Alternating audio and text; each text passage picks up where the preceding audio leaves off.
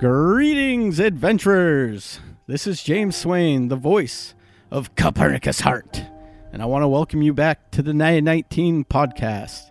So, I just wanted to grab the mic this week and formally introduce myself and give you a little insight into my history with D&D.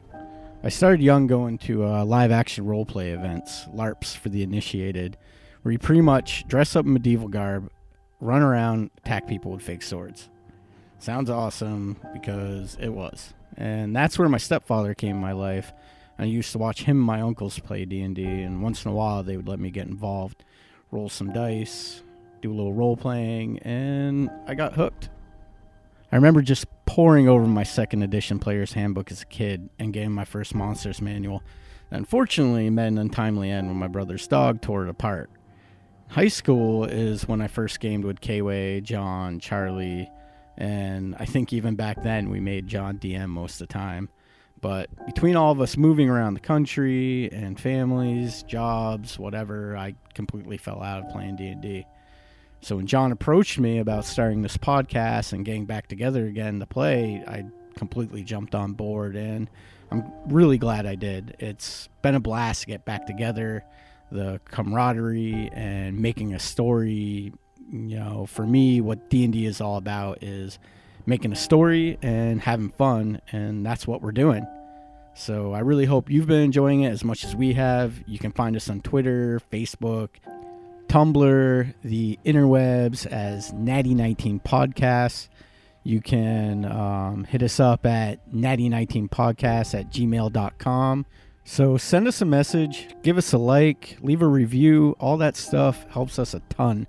And we would, be really grateful and appreciate it. Oh, there's the music. So let's get right into episode 4 of 19's take on the Tomb of Annihilation.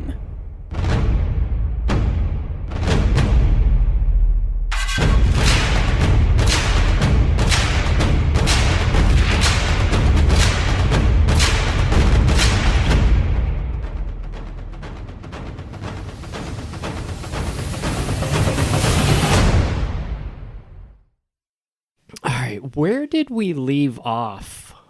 You guys had met up at the Temple of Timora, the Lady Luck, to meet Zimbabwe. That's how if you say it like that, you won't say Zimbabwe. Say it like what? Zimbabwe. Yeah, there we go. Zimbabwe. Yeah, we're waiting for him to show up. Zimbabwe. Or no, we're you going already to talked to him. You fell asleep a little early last time. Yeah. You already had the dialogue with Zimbabwe. Night is approaching. You guys are standing in front of the Temple of Timora. Let's pick it up right where we left off. Zimbabwe has... after you guys had come to that agreement, has scampered off. Yeah, he's no agreed time to ask any more questions. Oh, have at it. Yeah. Zimbabwe, these cannibals you told us about, is there anything that they would like? Is there anything that we could use to bargain, maybe perhaps for these heroes? Gifts that we may bring. The Zinti tribe has tormented my village and many others for so many years. I am certain that there is something that they may be interested in. However, it is lost to me, my friend. Zimbabwe knows nothing of what they want other than bloodshed and to feast on the flesh. That is unfortunate. Ever since I was a young lad, deep in the jungles off of the river Soshenstar, where I was raised, the Zinti tribe was always there, along with the wilds, of course. But the Zinti raiders, as long as I could remember, they were eating the flesh of those who were less fortunate. Well, while you guys are talking, finish up with Zimbabwe, I think Copernicus is going to go into the church of Timora and maybe up to the altar and leave a silver piece and do a little prayer. Seeing as she's like the Lady Luck, right? Yeah, she's like Nocturna. Yeah, Copernicus can get behind that. Now, it's interesting. as far as temples go, when you go in this one, it's not so much the robed clergy type. It's more so you see a lot of gamblers and just people who are there. Maybe they got bets going on coming up for the dinosaur races. You hear a lot of that going on, and a lot of people. Most of them seem very superficial, like they're just there because they heard it will bring them more wealth. Trying to get whatever edge they possibly can. Right. They don't seem to be deeply religious. Devout. Exactly why this. I think Copernicus in there. Yeah. He's amongst his people. You here, even catch a few dice games going on at a couple tables in there.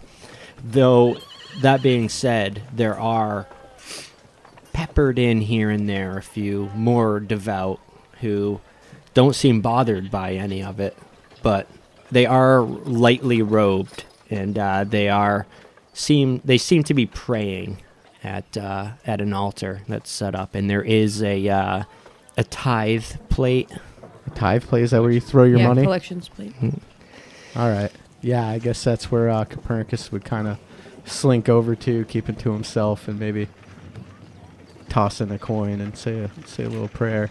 Sure. And then What do you abruptly get up and leave. All right. Anything you want to say specifically, or do you want to just passively leave a prayer? Just passively leave a prayer. All right. Tamora, could use a little luck when you can. Thank you. You do hear amongst the crowd, there are some louder voices. They seem like adventurers, and they're getting kind of loud. You could tell they've had a few drinks. Nothing aggressive or anything like that, but they are getting loud and a little rowdy, just talking about how Timora favors them, and they've been nothing but fortuitous on all of their past few expeditions, ever since they got rid of their unlucky charm, their bad luck charm.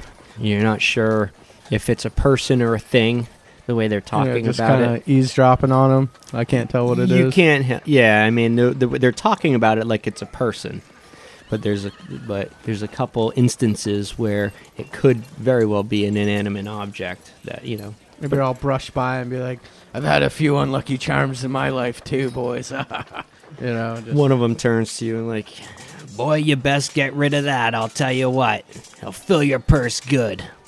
I know what you mean. You guys have a good day. You as well, friend. Then I guess I'll head back out and join up with these guys. All right. Funny if they were talking about Devitas. What do you guys want to do during that?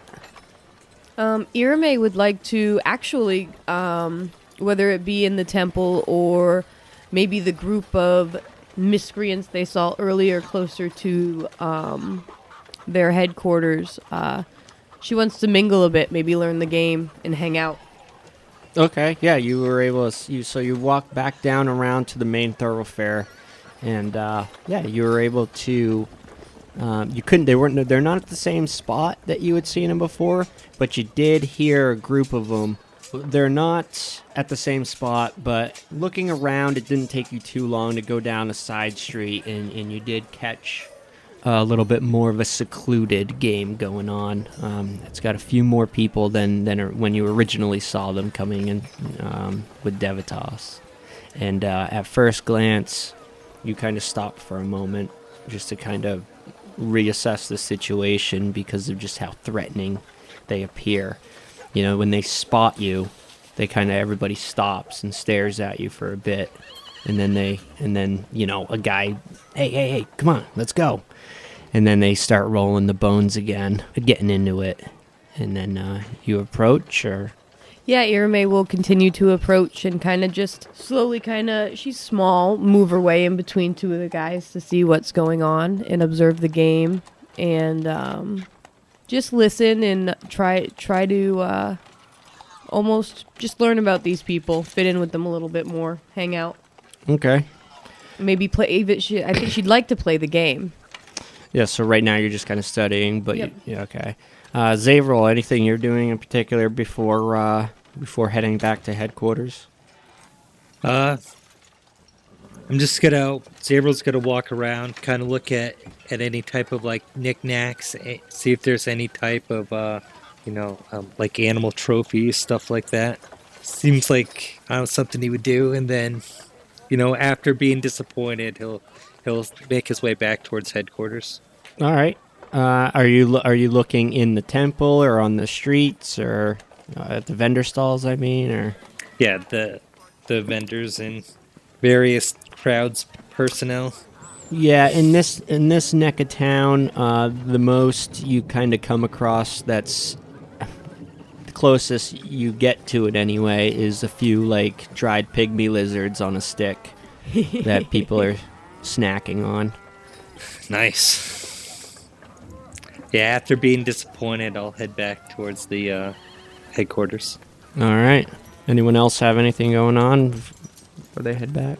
No, maybe once we're all back, I'll bring up to you guys, like, do you guys really trust this Devitas and this whole charter business? I mean, it seems like we're going through a lot of work here when we could just go into the jungle and risk fighting the Flaming Fists or running into them. He is here to give us the lay of the land. I just have my suspicions, especially after the incident at the docks. Well, either way, we're headed into the forest. Either way, we're headed towards danger, whether it's the danger that we're pushed in this direction or the danger of just going in alone. Yeah, I guess that's a good point. We will have Zimwabi's charter for now. At least we'll have a guide. And does get us in the jungle. Even if he's a bit of a fuddy-duddy. And he did mention fortunes and treasure. Oh, yeah, I just wanted to get that off Copernicus's chest. All right, just as you guys, just almost on cue as you finish up, Petrie comes in. He's got a cart with 2 hard wooden wheels, and he's tugging it behind, and he's got all your gear, all your crates from the ship. Quincy, he'll rush to the crates he'll rush to find his gear. He's very concerned about his loot that he has yet to unpack. He gives you a nod at your aid and brings it into the warehouse. And then when he sets it down, he throws up a few signs with his hands. And you don't know what he says. Is it customary to tip in Port Nyanzaru? I'll look, see whoever's around. Is Devitas around? Is no, anybody around? Devitas is still gone. So I'll ask these guys who I know probably don't have a clue either. I got a tip for you, Quincy. Keep your money yourself. Petrie, after staring at you guys for a little bit, he goes behind the desk, sits down, and starts looking at the map that's stretched out. All right, so yeah, I'm going to unpack my things and assess to see how my loot survived the journey. Everything seems intact. You notice there's not much in the way. I mean, you guys had straw beds, and those are still there. Devitas has a hammock set up behind the desk against the wall. Out of the way, it actually looks pretty clean, well-kept area. You could tell whatever dust and dirt or filth in this place is just kind of a natural part of its location. For the most part, Devitas does seem like, and Petrie alike, seem like they're doing a good job. You can tell that it would be a lot more filthy being so close to the husbandry and just having all this dust that's floating through the street. So this is like a big empty warehouse, correct? Yes, there's a few crates here and there with some straw in them, but you're not quite sure what's in them. So yeah, I'll probably set up my tent just to do like a practice run with it. Okay. You know, get all my gear, like you're saying, organized. Make sure I got my grapple hook. Make sure I got my rope. Hammocks might be a good idea for the jungle. Oh yeah, it's a good one. Keep you off the ground. Yeah. Yep. So, yeah, it's getting to be pretty late at this point. Arame walks in. You had a pretty successful run. You see how successful? It was a bit strange at first. Some people were looking up at you on occasion to figure out what you were doing, but then saw that you were watching them play and left you alone. It's not the first time somebody's kind of stood on the outskirts watching a game, that's for sure. So Yeah, you were able to observe, and eventually they ended up inviting you into the game. And you managed to pick up on it pretty quick and even pick up on a lot of their customs. You had a pretty good night. You ended up winning a small token, and it's the holy symbol of Timora. And the gruff fellow that lost it to you, he seemed very upset about it. But just when you thought that he was going to tear your head off, he pretty much just put you in a headlock and roughed you up a little bit and was like, you picked up on it really well. You got to give me a chance to win it back, though. Make sure you're back here tomorrow night. What do you think? I believe I'm headed to the jungle for a while, friend, but when I get back... What are you, some sort of exhibitionist?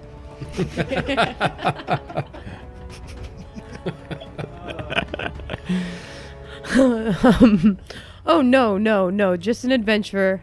All right, we get a lot of those. All right, when you get back, all right? You know where to find me.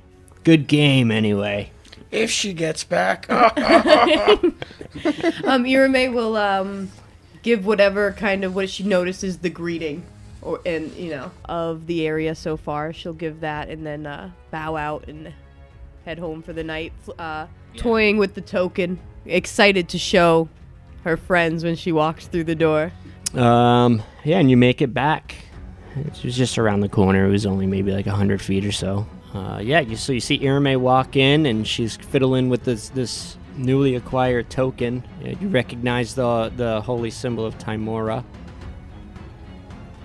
Anyone have anything else they want to do before settling in for the night? Daniel Devitas still isn't back yet.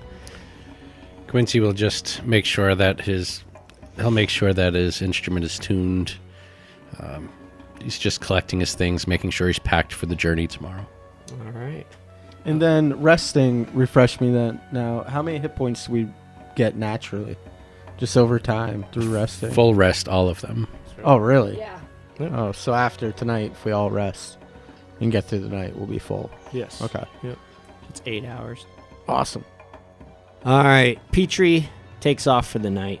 He doesn't stay here. He's got a little hovel. Eventually, at some point, as you guys are settling in, Devitas comes in. He skips in. He's whistling. You get the feeling that his meeting went successful. He sees all you guys laying, and he realizes he's been alone there for so long that he forgot, so it's almost as if he was kind of loudly coming in and whistling, and then when he saw you guys laying there, he kind of remembered, and now he's trying to be quiet. Gets into the back of the room, starts shuffling around, and, it's pretty dark in there. Can't really tell what he's doing. Irame will be all starry-eyed, laying in bed, excited for adventure because of how positive the experience has been thus far for her.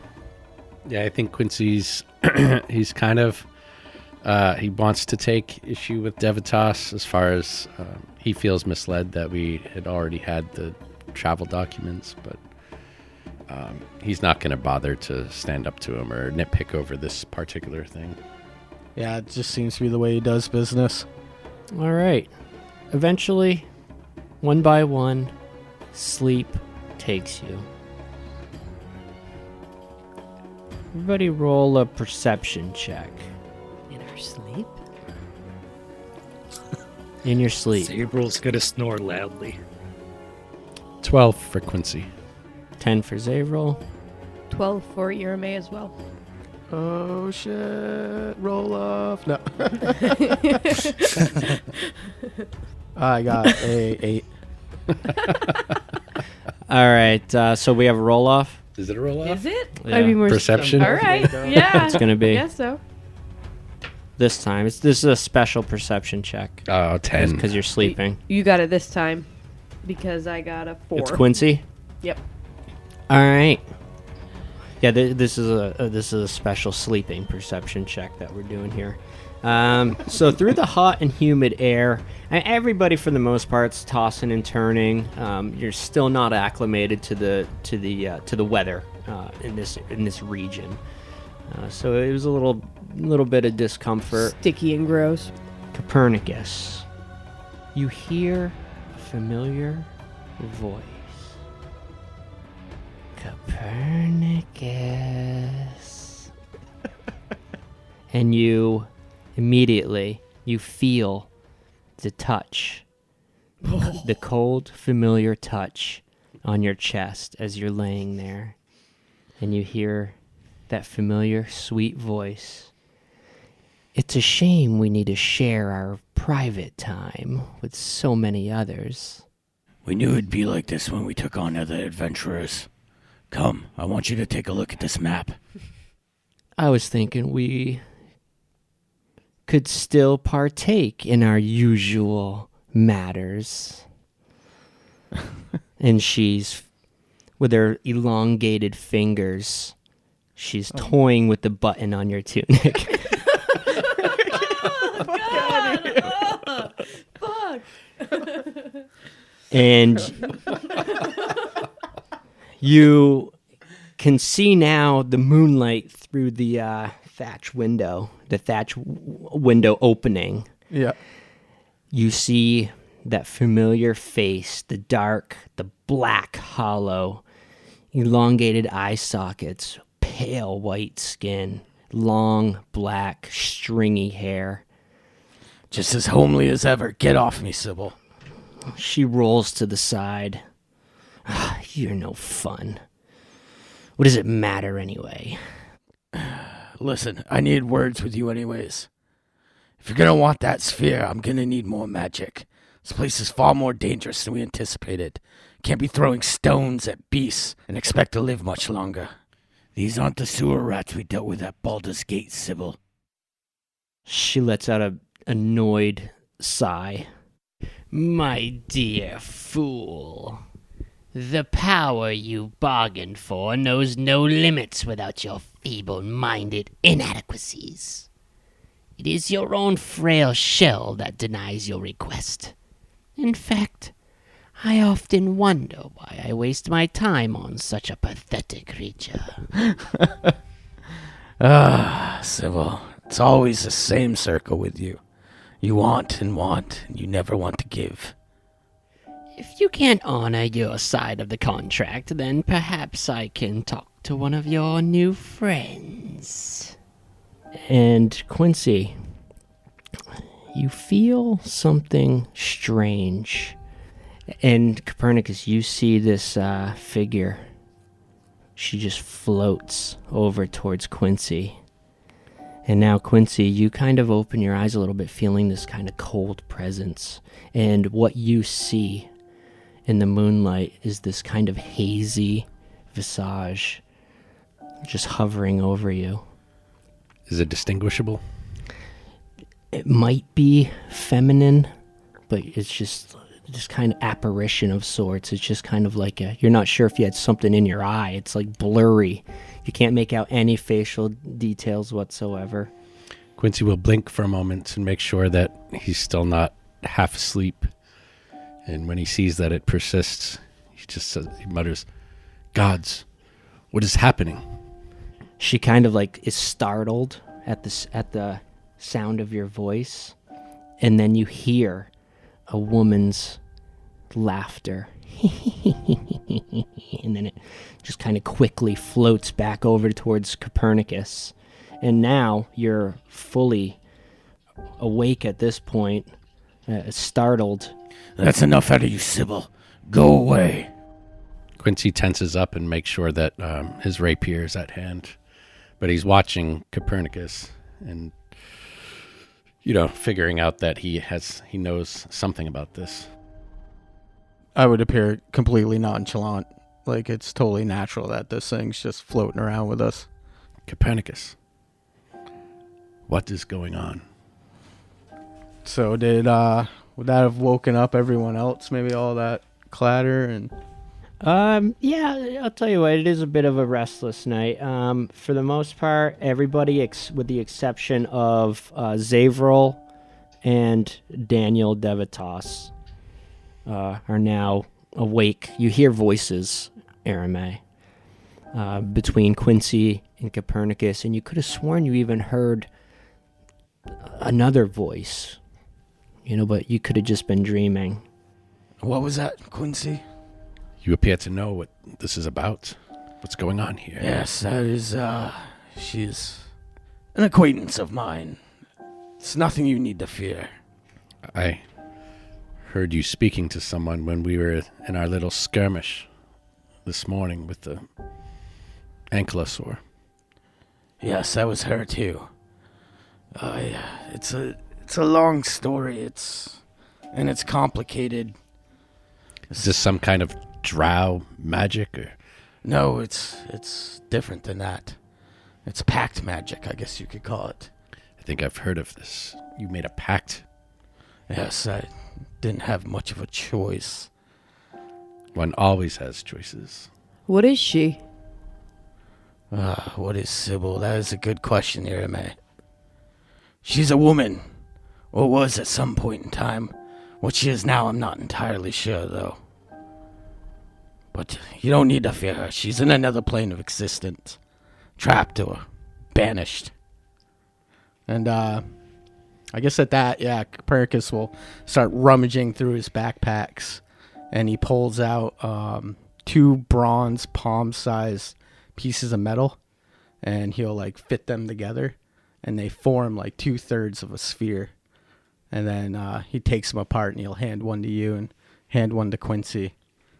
And you'll notice they got glyphs all over them. He says, take a look at these. I think you guys will find them quite interesting.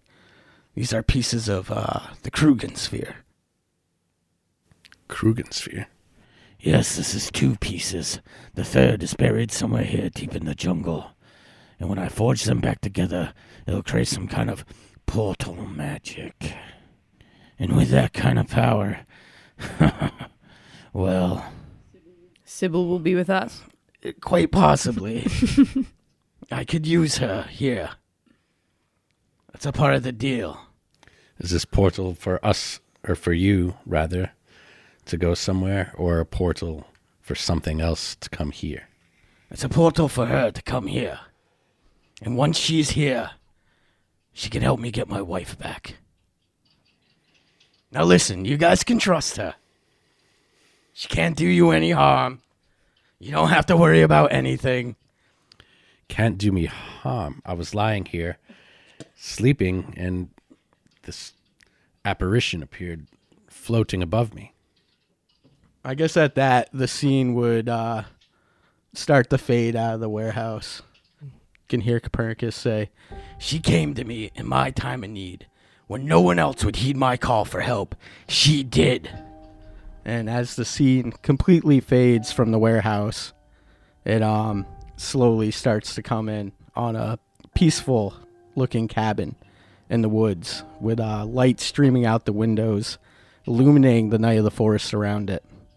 But the peace is shattered by the sounds of a wailing woman and smashing furniture. Inside, a group of drow warriors are ransacking the home. 2 of them are just finishing tying up a young female. The screaming turns to whimpers as they shove a wadded-up piece of cloth in her mouth. A human man is lying on the floor, face down, in a pool of blood. Lying next to him, a beautiful female drow, her eyes frantically dashing around the room. As the reality of what is happening settles in, she closes them tight.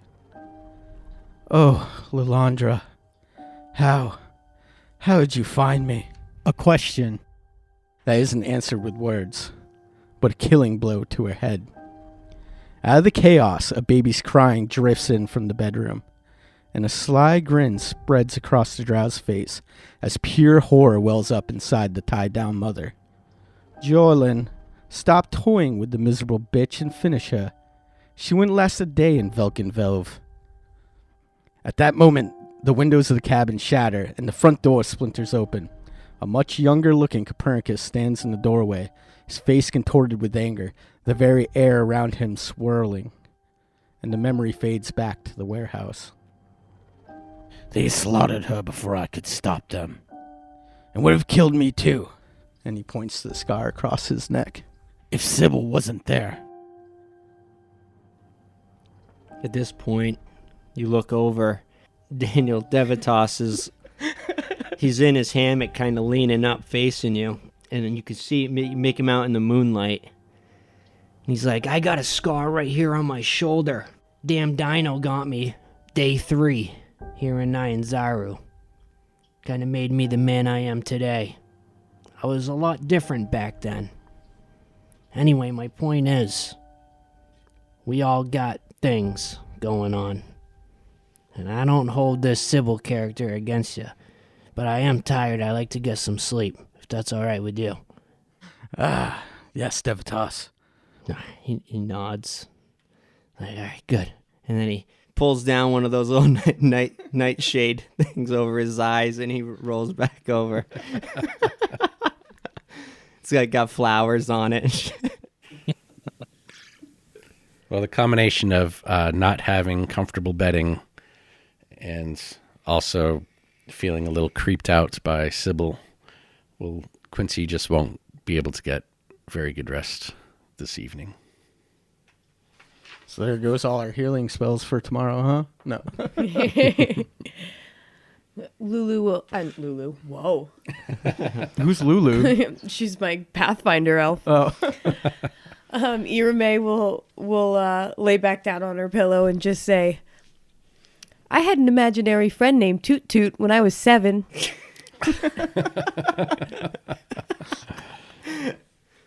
Oh, you guys are great. She got me through a lot dealing with my horrible mother. I understand. And then I guess I'll collect my pieces back from you guys, the Krugen Sphere. Krugen Sphere. So the rest of the night is a bit uneasy for some. But it eventually, one by one, you all awake. Nightal 15.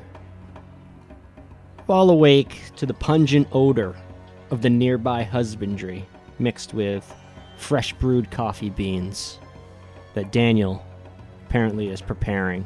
His hammock hanging in the back corner is already tucked away. Rise and shine as he finishes up brewing the coffee. Big day today, boys and girls. Everyone sleep pretty good after that episode? Irame will pop right up, stretch your arms out. Here, have some coffee. Thank you. Brings each of you a wooden mug filled with some fresh brewed hot coffee. He goes on to say, I acquired these beans from a sun-baked farmer when I was out fishing the other day. All it cost was a skin of fresh water and a couple silver. Should last us the week. Oh, look. Puts his mug down, his cup of coffee, reaches down and pulls out a small wooden crate. He begins rummaging through the straw. After a bit, he pulls out a fan. I got you guys each a fan. Thank you. He sets down the crate. He doesn't hand him out or anything. And then he picks up his coffee and begins drinking it again. And then goes back behind the desk and starts rummaging through some papers. I'll grab the fan, just kind of toss it on top of my pile of shit. Like, yeah, whatever. So anything big, how'd you make out last night? With Well- Zimbabwe? We didn't necessarily. We have to meet him to head into the jungle. The jungle? What for? Well, it seems that you have put us in quite the predicament. What do you mean? Somebody better tell me what's going on here. You were supposed to meet him and get a charter. He didn't have a price? Oh, he had a price. Yes, he wants to have us go rescue some people of his that seem to have gotten taken by the Zinti Raiders. Said once we do that, we could get the papers. Did he say how far into the jungle it was? I was gonna put you guys to work today. It'll be 3 days there, 3 days back, and who knows how long once we're there. All right. Well, at least we got a job anyway. Could be some profit in it. It's true. I was kind of hoping you guys could get a little more acclimated with the workings of the city before you went out into the jungle, but I suppose if this Zimwa B guy is a good enough guide, then I guess you guys should be all right. I mean, it's what you're here for anyway, right? It could be our first expedition. He looks up at the empty board. It's like, this is actually pretty exciting. Takes a swig off his coffee and he sits down. He's like, well, let me know if you need anything. You guys supplied... What were the details of the job? We will travel by canoe and he will lead us to the Zinti tribe. And there we shall negotiate one way or the other and rescue some adventurers that he left in their hands. Oh, interesting. The Zinti tribe. I wish I knew more about those. I suppose I could look into it while you guys are gone. Yes, that and Zimwabi's reputation is quite on the line with this. Zimwabi's reputation. Oh, He left because them. all right. All right, I see what's going on. But if all goes well, we'll come back with some fattened up, saved adventurers. And this would explain why he wouldn't take payment. You'll find a lot of people's reputation is worth a lot more than coin around here. And if we are not back in a week's time, perhaps is that when the 3C shipping and freight would send somebody for us? Well, You don't have to bullshit us. oh, I We ain't on gonna our own? bullshit you. I ain't gonna go out into the damn jungle. I'll tell you what. I might be able to get Petrie to go out there looking for you. Well, you guys are my first crew, all right? I don't want to lose you guys. Just do what you can to get back here. Any signs of danger, run and leave that bastard. Okay. All right. Not fair? We're all nodding into our microphones. Yeah. Anyway, Heartbeat. got some bad news too. I mean, I don't have any canoes yet, guys. I wasn't expecting anything like this right away. I believe Zimwabi will have the canoes. Oh, he's for got us. the canoes. Okay, wonderful. All right. Well, I would hope he would have most of what we need, considering. All right. No, that's good. That's good. I started to feel a little inadequate as a dispatcher. I'll get my shit together, guys. Don't worry. It's been a rough go these past 9 months. I've been doing what I can with nothing. Yeah, I made a few bad bets, but I suppose without those, I would have been much better off. All in time. Yes, I think now with us, you'll see your luck rise. Let us hope so. If we're all packed up, let's go meet Zimwabi. Yep.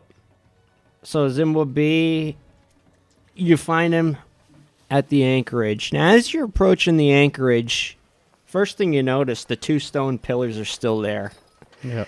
And on top of that, somebody has actually already hung brightly colored cloth ribbons, reds and yellows. Like a maypole. Did you say the prone pillars? Or a spring Stone.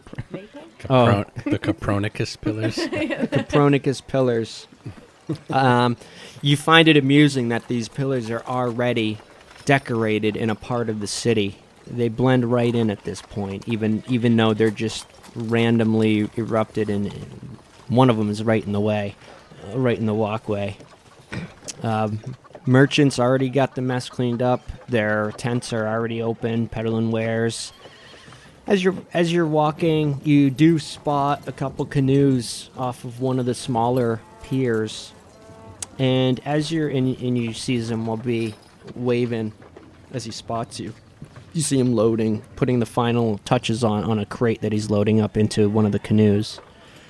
Going through the market, I got 66 gold. I'm just going to try to buy the best healing potion I can find, if there is anything.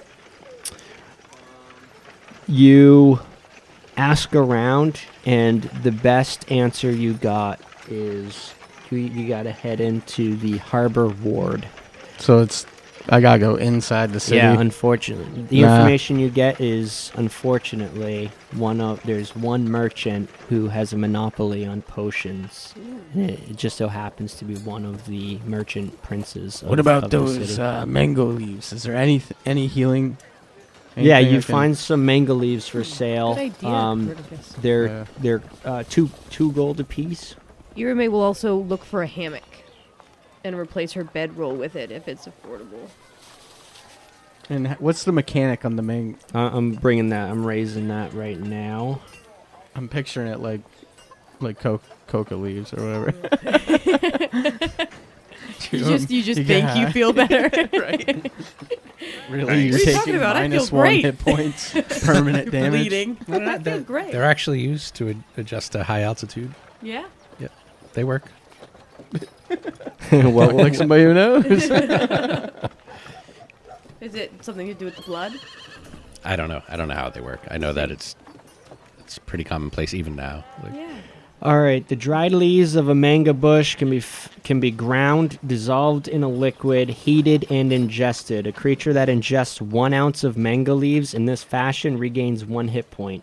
A creature that ingests more than 5 ounces in a 24-hour period gains no additional benefit and must succeed on a DC 11 Constitution saving throw or fall unconscious for 1 hour. The unconscious creature awakens if it takes at least 5 damage in 1 turn. So that's just info we would have picked up about it. Yep. Do they have that finished product in this market or no? Yeah, you could find 1 ounce vials of manga tea. So I could take 5 of those a day. You could take up to Okay, for 5 hit points? within a 24-hour period. Okay, gotcha. And that would Sorry. heal you 5 hit points. So I'll grab Alright. 5 of them. Okay, misunderstood. So that's 10 gold. Yes. No haggling. You yeah, could that's- haggle. Go ahead and make a Persuasion. persuasion check. Nice. That's my highest bonus. 9. 9. Yeah, two gold per. All right, you drive a hard bargain. You will not be disappointed. Seems like all friend. your NPCs drive a hard bargain. You will not be disappointed, friend. These are quite a rarity now that the Mangaleaf, the main Mangaleaf merchant, is out of the scene for a while. This is all I have left. Yeah, we'll see how much longer that's out of stock. And while you're doing your shopping for the Mangaleaves, you spot a man approaching you guys' group, and you recognize him as the merchant that had jumped in to try to help you guys with the Ankylosaurus. The guy who got blasted. Oh, that poor dude. Yep. The one that got knocked down, and we were so kind enough to bring him back to life. And Quincy saved him. Yes. Does Yep. he notice us? He does. He's approaching you. He's like, friends, do you remember me? Of course, you are the brave man that helped us with the ankylosaur. I am not the brave one. It is you. Everyone is talking about you. You saved the day. With your help, sir. Do you have a name for your group? I would like to sing songs about it. We do not at the moment. That We is are with unfortunate. the 3 C's shipping and The freight. 3 C's shipping and freight come to save the day. The Taraiki anchorage. The heroes of Taraiki. He's like, I just wanted to thank him on behalf of everybody here. And he pulls out Anybody a would have purse. done the same. Pulls out a purse. It's like, who among you will accept this offering? No. No, we cannot accept your money. Please, I insist. It is... Yeah, It is all we Copernicus can will do. buddy up next to him. He, we don't want to accept your money, but if you insist. He grabs your hand and he places a coin purse. He's like, it is a modest amount that I have collected. I've collected amongst the various vendors here. We thank you. Thank you very much. He's like, no, please, thank you. He's like, I will not get in your way any further. And he after bowing a few times, is like, be well, my friend. May fortune always favor the bold. Irame's gonna overzealously slap Quincy on the back. In the coin purse is 20 gold pieces. Did we get his name?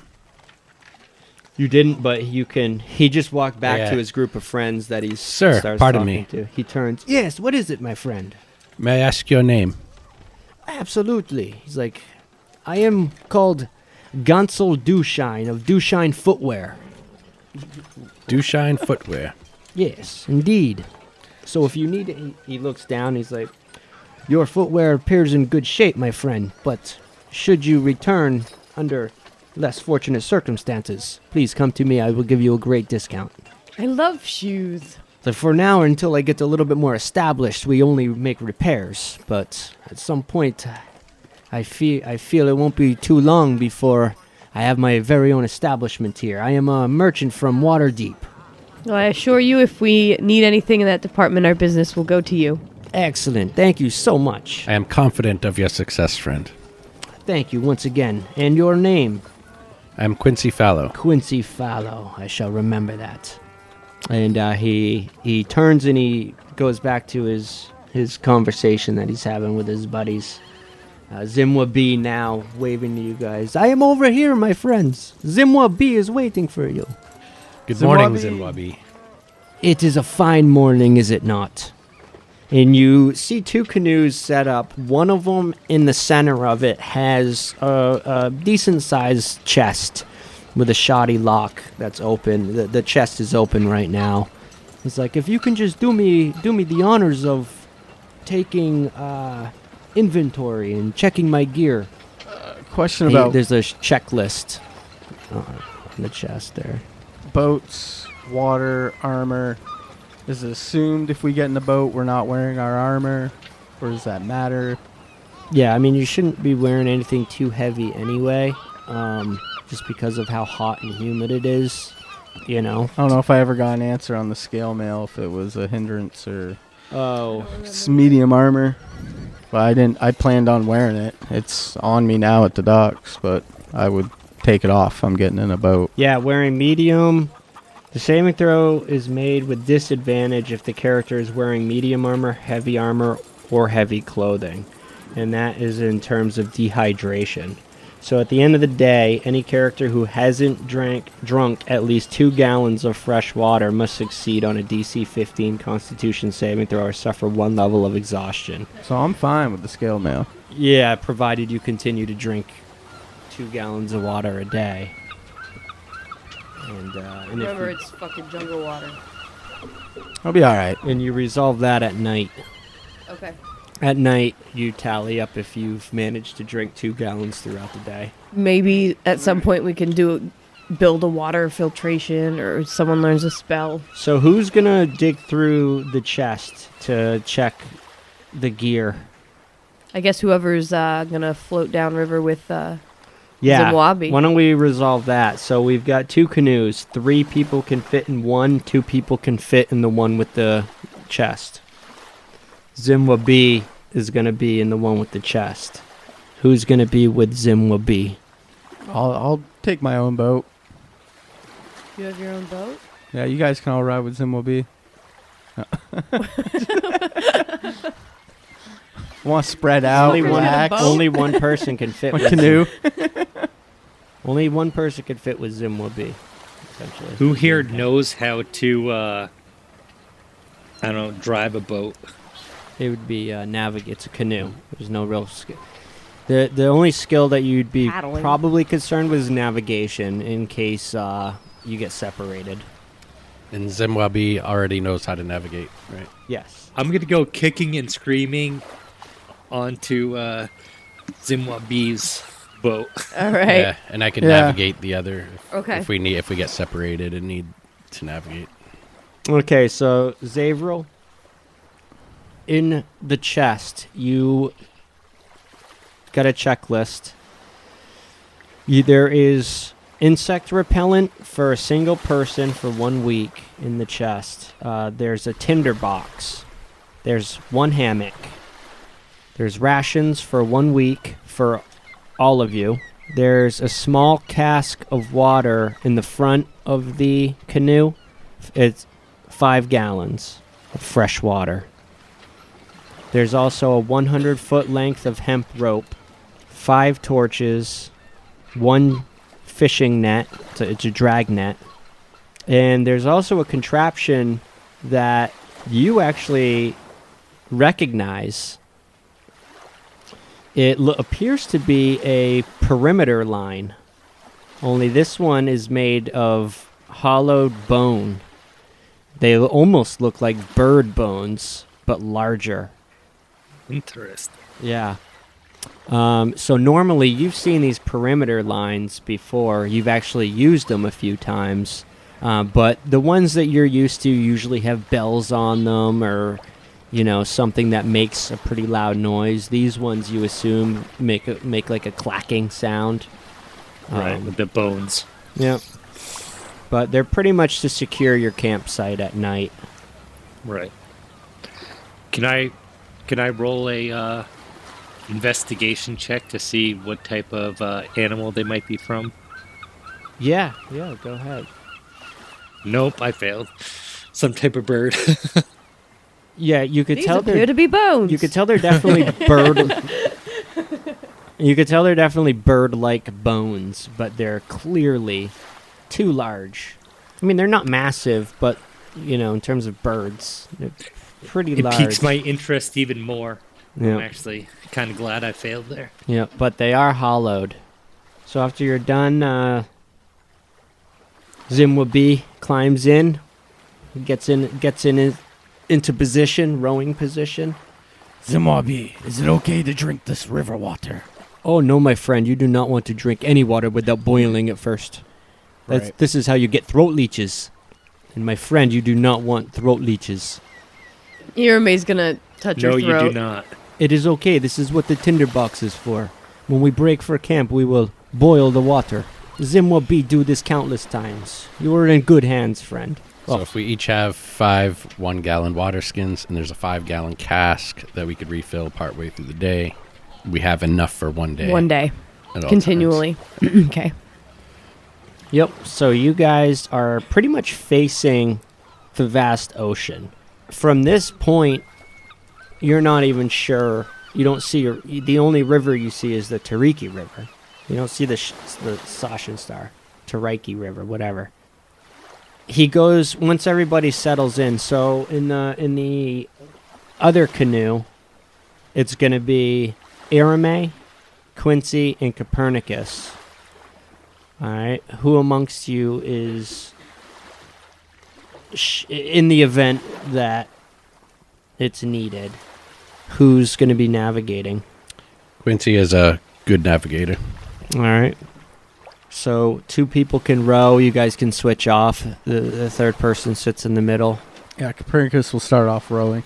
All right. So as you guys take off from the pier, Zimwabi goes to explain. In order to get to the mouth of the Soshenstar River, we need to cross over the harbor ward. You will see it. Do not be nervous. This is normal. It's better than walking the canoes all through the city. You guys start rowing off. And you're pretty much going around the city. I'm going to bring up the map to give you guys an idea. So you guys are leaving from pretty much the south end of the city. All right? And then you're going to row along the city shore. Actually, I just saw the compass. See how north is to the right? So you're actually on the eastern side of the city. And you're going to follow along the city shore to the north and then eventually back west. So we have to row like a couple miles before we even get to the river. Oh, yeah. So Zimwabi goes on explaining that it's about a day and a half travel to get to the mouth of the Soshenstar River. And then the other day and a half from there to get to the skirmish point where the Zinti Raiders jumped them. All right, so as you guys are rowing, for the most part, you can't see anything inside of the city due to a massive wall. But you do get to a point where as you're rowing, you see an inlet where it opens up, and there is a massive... It's actually open.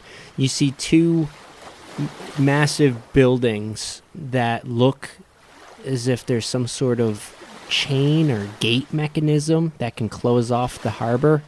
But it's currently open, so you're not sure exactly what the mechanism is, but... I wonder what they use that for. Usually to either keep something out or to keep something in. Probably both. Goods in and thieves out. Perhaps monsters from the sea.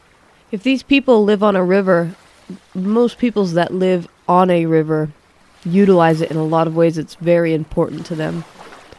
Maybe somehow we can use that to persuade them to give us the travelers back. I was thinking perhaps to try to entertain them with my loot. So you guys are on Port Nyanzaru. Now I'm looking at the world map now. So the shore is to your left at this point, and Zimwabi is calmly guiding you guys about maybe 100 feet from the shore. So you're a little ways out.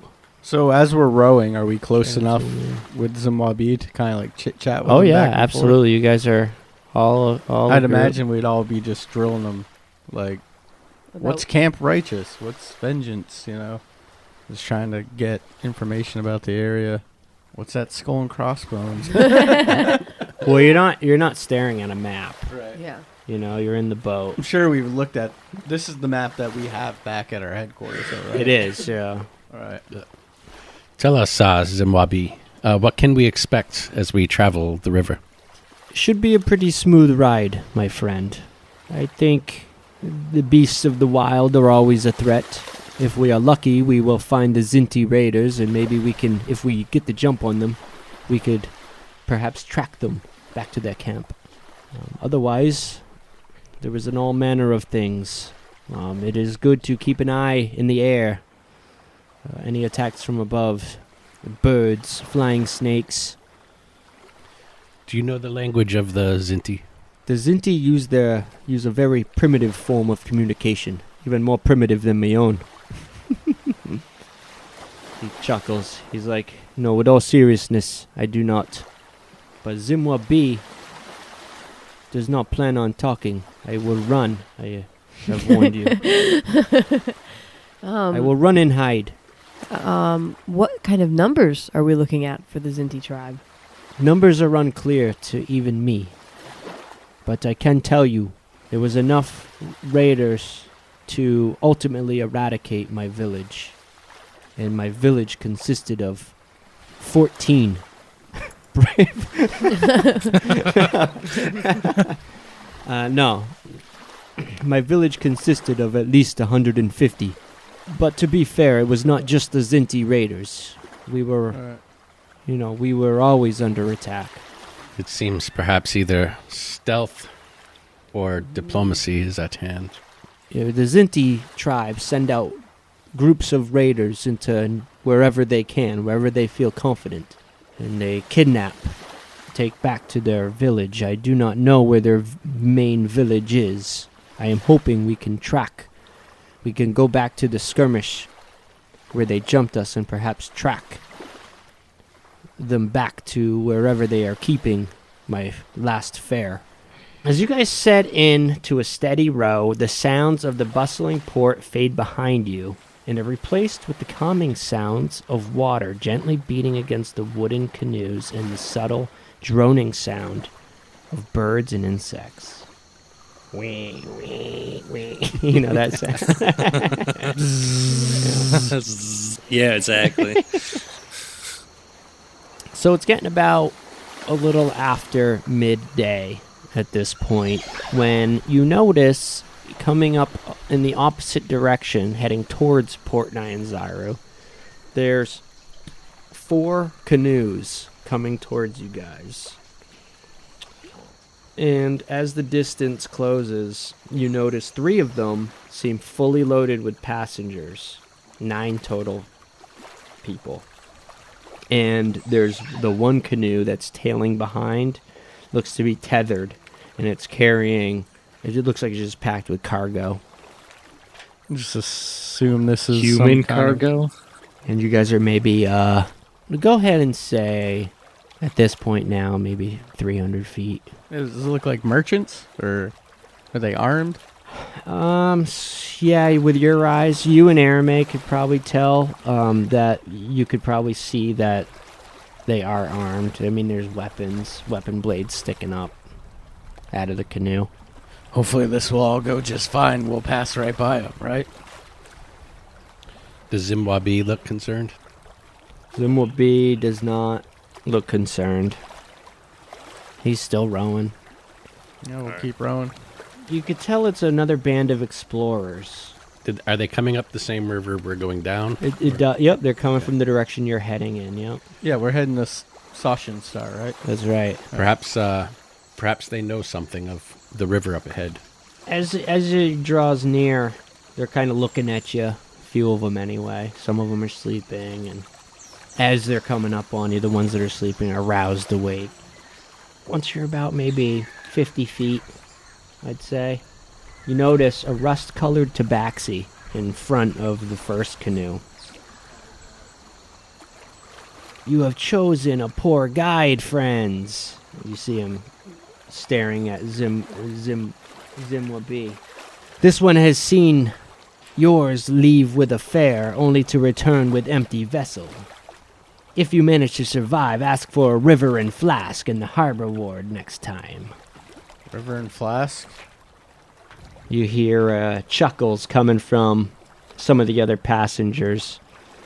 Getting a glimpse of them, they appear very lightly armored, but heavily armed. You notice javelins, shields, a variety of melee weapons ranging from swords, axes. One of the humans stands up in the canoe and he begins fumbling at his belt. And he says, River Miss speaks the truth. We were most favored by Joaquin. And at that, as the boats begin to cross, he tosses a pouch into the second canoe, into, that would be you guys, Quincy and Copernicus. Quincy, Copernicus, and Arame. As the pouch lands, it's a coin purse, and ancient-looking gold and silver coins fall out of it onto the hull of the canoe. What? Just threw us money? Bragging. Yeah. Zimwabi is not only our guide, he is leading us on a rescue mission. This man is perhaps of greater mettle than you give him credit for. Well said, Quincy. I'll laugh as I pick up that coin purse. Pennies from heaven. The laughter continues, and that same tabaxi calls back, and he says, That may be true, friend, but just remember, river and flask. And as they're now behind you, the human that threw you the purse, you hear him call out, Good luck, friends. You hear laughter that ultimately transitions into a shanty. They're all singing. And, yeah, I mean, as they're passing, the last canoe that passes you is the tethered one on the rope. I'm curious about that one. Yeah, you can't make out anything underneath apart from crates, the shape of crates underneath a tarp of sorts. So you can't make out anything underneath it. Can I roll a perception check on the coins? Yeah, absolutely. Yeah. Yeah, I was going to ask if they appear to be more than 100 years old. They do appear to be more than 100 years old from your archaeologist's ability. Yeah, you got a history check. What are you trying to discern? Anything. Oh. Yeah, same here. I'll roll a history. 24 on my history. 23, sorry. Settle down, guys. Get out of my pockets. We'll look at it when we get short. Copernicus is snatching them up, but while he's doing so, you can tell that you haven't seen anything like this except for maybe somewhere in a book. They're definitely easily more than 500 years old. Ancient. These must have been dug up out of some really old ruins. What should I mark it down as? A pouch of ancient coins. They need to be appraised and sold. Do they count as art objects? I just have an At this, appraisal ability for art objects over 100 years old. yeah, I don't think it'd be art. I think it's more of a... I mean, it was definitely a currency from an ancient civilization. There are coin makers out there who are like, how dare you say it's not an art? Right. Right. Well, when you say art, I'm picturing sculptures or paintings or something like that. I mean, I don't know. Do the symbols on them seem religious in any way? There's no real symbols. There's Okay. just, and that's part of it, The really. mystery. Whatever engravings that were once there are long washed off or long eroded off by Alright. something or another, by time. They're soft metal. All you can really discern is they're from an ancient civilization more than 500 years old. Cool. Only in that you can only tell because you're familiar with currencies up to that point. Keeping the conversation within our boat, I'll just bring up the fact, seems Zimwabi's reputation is already ruined. We Zimwabi, might be able to squeeze a little more coin out of this adventure from him. Or Yeah, 60% might Yeah, be a little low. Zimbabwe took it hard. He's got a tough hide. You know, it almost seemed he knew. He seems like he knew the tabaxi. I was about to ask, did you know this man? Yeah, Zimwa B is familiar. We are all of us guides or aspiring guides. We mingle here and there. River and Flask bully Zimwa B to an extent. They are very skilled guides. The Zimwa B have great respect for River and Flask. They may be great guides, but they are poor humans. Or river rats. Ah, Masa Quincy. I appreciate the thoughts, but out here in Chult, what really matters is the skill of the guide. Well, you have a chance to prove yourself. I hope so. I hope to become half as good as River and Flask. After a while of rowing onward, even with switching off, your arms begin to ache. I was actually going to say Irame's probably like wiped. Yeah, I from mean, the that. river is non-moving. Not helping us along. But it is flowing inland. No, it would be goes flowing out to the ocean. So we're going upriver. Yeah. It doesn't matter. It's such a slow crawl that you can't tell which direction it's flowing in. Only that you only assume because this is the mouth, you know? That's the only reason why you know that it's flowing in a direction. Beyond that, yeah, so your arms are sore because you're pretty much moving the boats yourselves. After a bit, as the sun starts getting to that point in the sky, Zimwa B stands up. He's looking up there. And he says, "Darkness will be upon us within the hour. We must consider camp preparation." Are we still right at the mouth there, or have we made it any... You're getting close to that second hex now. Then let us set camp at the first opportunity. Make a perception check. Looks like there's a clearing here to camp right at the mouth of the river. 11 for Quincy. Ooh, 7. 8. Roll the natural one. Man, I failed every perception check. Zimwa B seems to be staring at something off into the jungle. Is that where we'll camp? He's looking upwards into the trees. He goes, "Shh, shh, shh, shh, shh. Be quiet, my friends. Do you see that?" You look. No, I don't see anything. Irame will push her glasses up her face and peer into the woods. He nods in a direction, and then before long, doesn't take too long, but you notice up in a tree, a large tree. As a matter of fact, it's one of the larger trees you've seen so far, draping vines hanging from it, massive vines thicker than your body. And on one of the branches are 3 Aarakocra. They're like, if you don't know, they're humanoid birds. Are they like banshees or You mean harpies? harpies? I'm sorry, yeah. Like banshees. Sorry. Banshees. Let me see if I can raise a picture. Wrong, screeching female. Yeah, I really know nothing about these things. I know that they're like birdmen. That is way more rugged looking than I was expecting. You've seen them around town. They're an intelligent species. Yeah. You've seen them around Port Nyanzaru. Are they hostile, Zimwabi? There are many Aarakocra, especially in the wilds, that are hostile. The ones we are used to dealing with in Port Nyanzaru, there is something special about them. However, it is best we are careful. And he appears to be moving really slow around him, not to make any sudden moves. So we should not camp here? Perhaps it is wise that we continue a little bit longer. That's what I was thinking. All right. And after a bit, you're watching them. They don't appear to be making any hostile moves, but they are intently watching you guys as you float down the river by them. Before long, you end up passing them, and they're in the rear view. So now we're on the river at night because of that? It just took a little bit longer, but yeah, it cut into your preparation time a bit. So this is a pretty wide open river. There's no like shit storms we're running into. Yeah, Anything no, like no, that? none of that. Spider web. Yeah. No, none of that. Pretty easy traveling. Pretty easy traveling. Like I said, the hardest part is because it's so boring. Just because of how exerting it is on you.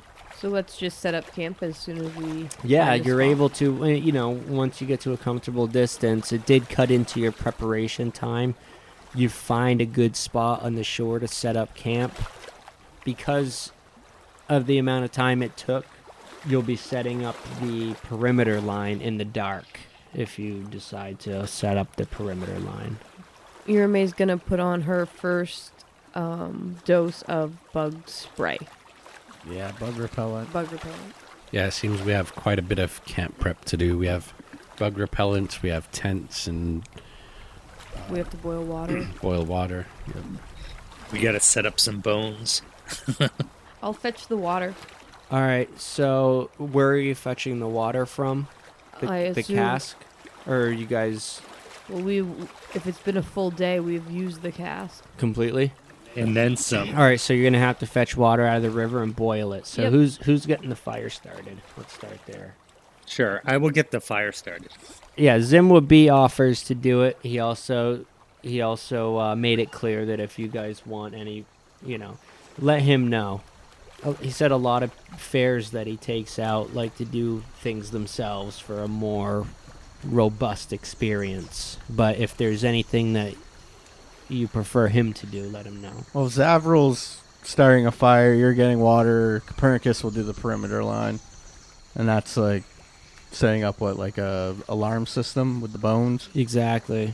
If I can figure that out, yeah. Yeah, it's easy enough. All the bones are already attached to the line. You just need to stretch it tight and Yeah. secure the perimeter with it. Yeah, I guess that means Quincy will start setting up tents and tying up hammocks and whatnot. This makes me want to go camping for real. But it's negative 30 degrees with wind chill outside. Oh, it's so fucking cold. So yeah, clearly the perimeter line will only alert you to anything on the ground. You're still a little left at the mercy of nature from air attacks. So Zimwa B, you see where he set up his hammock, he kind of arranged the bushes to where, he's underneath and he's unable to be spotted some cover. from up above. You can kind of take a page out of his book and do the same. Yes, we could also take shifts. Mm-hmm. Irame is taking mental notes of all of this in case we are stuck out here without a guide, or when we do come out here, when we are our own guides one day. All right. So as the sun is setting, who's getting the fire going? Sorry, Zavril. I am. Zavril. Give me a survival check. 14. All right. Yeah, you managed to get a good, decent sized fire going. Everything seems to be damp from the humidity, but you managed to get a fire started. Zimwa B's got gear, got stuff to boil water, pots. Well, a pot. So after, it takes maybe, let's say, an hour to get, I don't know, whatever. But you manage to boil enough water to refill the cask. Oh, yeah. So I forgot to say, the canoes, he pulled the canoes up on shore, and he flipped them over and he tried to cover them up with bushes, and he also locked, he got everything out that he thought you guys would need for the night, the hammock, the tinder box, all that good stuff, the camping stuff, and then he puts a shoddy lock on the box. And when I'm setting up that perimeter thing, I'll make sure to tie one of them off to the canoe. And kind of like try to do it sneakily. So like if old Zimwabu tried to ditch us in the middle of the night or something, some bones would start clinking. Yeah. All right. And night falls upon you. Is night cold in the jungle, or It's stay just hot? dark and Yeah, it's just full of dark, terror. and it's Yeah. still it's still really humid from the day before, but the jungle does sound a lot different at night. You realized much different sounds coming out. You hear like frogs and stuff, a lot more nighttime critters. In the distance, you hear some roaring. And it sounds a good ways away, at least a mile off into the jungle. But it just gives you a very realistic feeling now that there's not much separating you from some large beasts that you've read about and heard about. Yeah, really just some fucking line and chicken bones. Between us and the beasts of the night. Yeah, Zim would be at that. He says, yes, there is not much we can do against creatures of such massive size. However, the lines will protect us from goblins and Zinti raiders, or at least rouse us to their presence. The large beasts we will hear coming from a good ways away. We can hide. Should we happen upon an attack of sorts from one of these dinosaurs, try to find hollowed out logs to hide in and let them pass. Zimobi does this many times. I guess then just laying back by the fire, Copernicus will cast dancing lights. So 4 little orbs appear in the air, and I'll just kind of push them off into the woods. Cut back the darkness a little around our camp. They only last a minute. Huh. But I'll just do that You every see a now few and then. critters scatter at the sight of them, disappear into the foliage.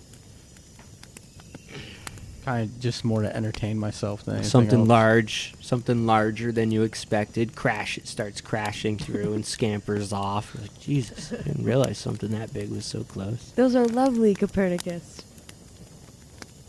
Something you notice, Arame, the buckle to your pouch that has been on your belt, you always latch it. But for some reason, it's unlatched and your pouch was open. Your belt pouch. It's like a square. It's like one of those square ones with a buckle. And you always latch it. You find it strange that it's unlatched. Is there anything missing when I check? You rummage through it and it doesn't appear anything's missing at all. I suppose I would look about me, so a perception check. Yeah, give a Into the perception. night give around a me? perception check. Yeah. And maybe even Irame will say, guys, check your pouches. I always do. Zimwabi looks up. What is it? Are your pouches as you left them? And I'll roll a perception check, which is only a 9. Yeah, you look around and everybody, Zimwabi is setting up his, putting some finishing touches on his camo over his hammock. Everybody seems to be doing their preparations for the night. Nobody, you can't recall the last moment anybody was close enough to you to where, other than in the canoe, but... And is anybody else's pouches meddled with? Yeah. No, you don't notice anything. You don't notice you guys' gear. Anything out of the ordinary about your gear. My pen and parchment and pens are still here. Well, we did travel far today. I mean, maybe it just came unlatched. That does happen. I will check again to make sure nothing's missing, and then I'll latch it shut. Are there any prints around the camp? All right, give me a survival check. That would be a 10. You see Quincy looking around, examining for tracks or broken twigs. You don't notice anything other than what you guys, any kind of damage that you guys would have done to the leaves and twigs. You greenhorns are paranoid. Try to get some sleep. Who's taking first watch? Not Copernicus. Quincy will take first watch. I'll practice my lute if it doesn't bother the rest of the party. Practice your what? I have a stringed instrument that I brought along. You know what a lute Oh, a lute. Well, when I heard the thought word you lute, had lute. I thought L-U-U-T. Like booty. We've all seen booty. Isn't that what Berkeley called it on the boat? Yeah, you think of Berkeley and the rest of the crew, Gusan. You wonder how they're faring, where they went off to.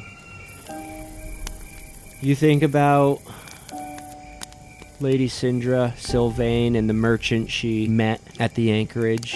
You're wondering how much longer you're going to be out here with the clouds of insect, just at bay, with nothing but a tiny, thin layer of salve, keeping you safe from disease. Your thoughts go to Alarad and the 3C shipping, and how you ended up in such a strange company of His companions. eyeliner. You were thinking about Alarad's eyeliner and how good it looked. You were wondering if he actually donned makeup. But beyond that, beyond these thoughts, sleep takes you. Throughout the night, taking turns with watch. It's a relatively easy night, and there are no encounters. When the sun rises, Zimwa B is awake. He's already getting everything packed up. He says, "We will continue at a normal pace, if that is all right with you. It is what Zimwa B is comfortable with." As a player, that open satchel is driving me crazy. But I feel like as a character, Irame would be like, odd, and fix it and just fucking move on. Speaking of which, Irame, as you're getting everything ready, you're getting your It's open again. travel clothes, you're getting everything set, and you notice your pouch is now open again, and you are positive that you latched it. I think I will undo the satchel and maybe hand it to... Who would I hand it to? Copernicus and ask him to inspect the lock. Inspect the lock? Yeah. I'll do it. What are you trying to do? Just figure out if there's anything If loose there's a with it, broken- mechanical? Yeah. Like I imagine Irame would immediately think of something, not being familiar with anything in the area that would do something like this, and also... You're thinking it's like a malfunction yeah, in the mechanics. malfunction. Yeah, give So me she a would be like, "Is this investigation. broken?" 5. You don't notice This lock any, is fine. you don't notice anything wrong with it. Maybe pass it to Buckle. Quincy. Quincy will inspect the buckle, and he also rolls a 14, actually. Seems like it's working as intended. Do me a favor, Quincy. Latch it for me. Quincy latches it as she requests. And Irame will put it back on. Everything works good. Did you check to see if anything was missing this time? No, I haven't. So I'll check to see if anything's missing. She just assumed there wasn't because there wasn't anything missing last night. So she'll check again. Everything appears in order. All right, and then she'll latch it, purposely showing everybody that she is latching it because she's doubting herself a little bit. She looks a little Am I crazy? kooky right now. So she's, she latches it shut and It just might be time to buy a new one. Zimwa B is watching this go down, and he says, "Is everything okay?" it seems my latches, there's something malfunctioning with my satchel. Are we ready to continue? Or always use a wabi. We all take him down. I have no interest in your latch. But if you want to take some time to investigate it further, let me know. No, we can move on. I'm sure I must be hitting it or something. All right. Then now, seating for this day, is you guys sticking with the same seating? Yeah, that sounds good. Zavril, you good with Yeah, I'll stay with him. Do you feel safe? I do. Better him rowing the boat than You got your Being little arm with you floaties guys. on.